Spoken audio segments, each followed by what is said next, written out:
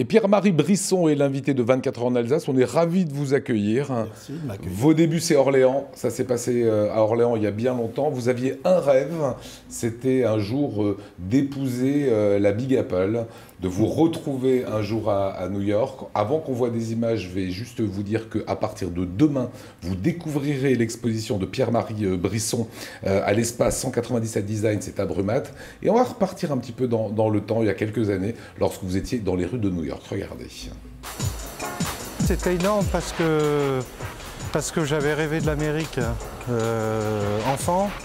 Je vivais dans un quartier donc avec des petits Américains du temps où il y avait l'armée américaine encore en France, du temps du général de Gaulle. Et donc il y avait cette envie, mais comment je pouvais imaginer quand j'ai quitté Orléans, que je suis monté à Paris, qu'un jour j'exposerais à New York, c'était pas imaginable. Et justement, ça s'est réalisé. Quand on se lance dans une carrière et qu'un jour on expose à New York, et c'était un rêve, un vrai fantasme. C'est un rêve.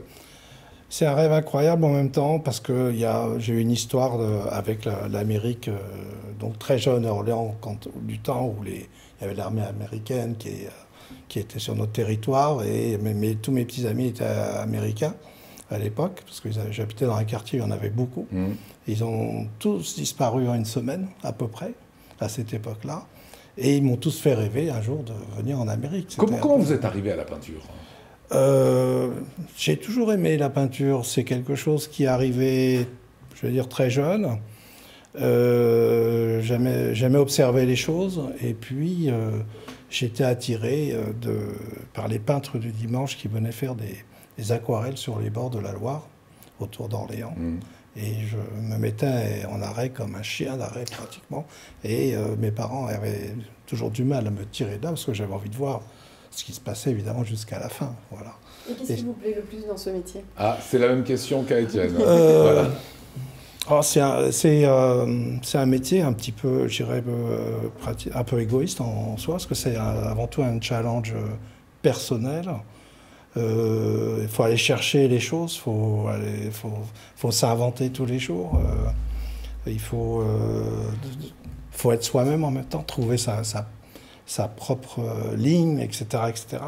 Et puis le but final, c'est donner aux autres. Donc à la fin, c'est pour ça qu'on a un petit peu le trac avant, quoi. Voilà, c'est toujours, la fin, c'est de donner aux autres une partie de sa vie personnelle à travers des images, de la couleur et des mouvements, en fait. Voilà, dans ces images-là qu'on découvre, on est chez vous. Vraiment, c'est l'univers du peintre.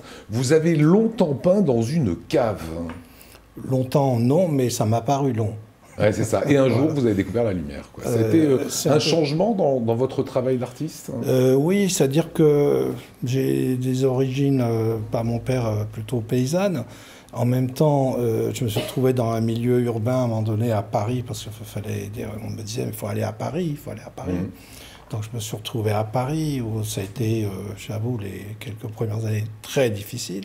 Et donc, je travaillais dans une cave à côté d'une chaudière à fioul, d'ailleurs. Et comment construisez-vous une peinture? Alors, ça c'est une bonne question. Parce que la peinture, pour moi, je vais comparer à la cuisine. Voilà. On a des éléments devant soi, du sel, du poivre, une matière qui peut être transformable comme une pomme de terre, etc.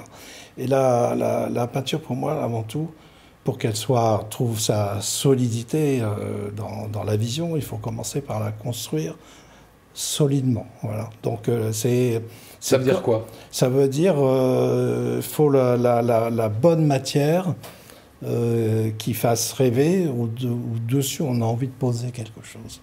D'accord, c'est de la matière au départ. C'est de la matière. On vous voit faire des collages, on voit...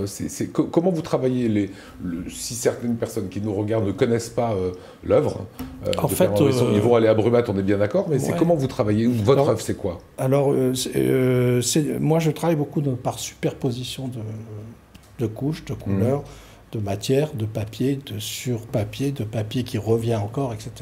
Puis après, c'est comme un jeu.